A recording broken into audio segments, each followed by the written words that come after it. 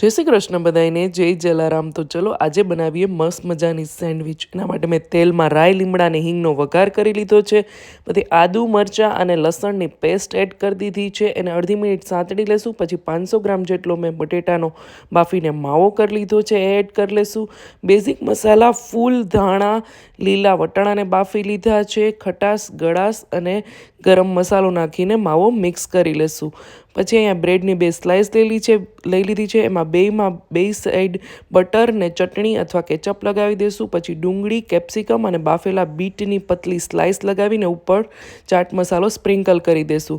પછી 2 સ્લાઇસને આ રીતે ભેગી કરી દેશું, ઉપર બટર લગાવી દેશું અને ટોસ્ટરમાં જે આ રીતનું ગેસ ટોસ્ટર હોય એમાં એકદમ ક્રિસ્પી શેકી લેશું। પછી એમાં કેચઅપ કે ચટણી આવી રીતે ઉપર લગાવી દેશું અને એની ઉપર ઝીણી સેવ છાંટી દેશું। બહુ જ સરસ લાગે મુંબઈ મસાલા ટોસ્ટ સેન્ડવિચ। જરૂરથી ટ્રાય કરજો અને મને કહેજો। આવજો।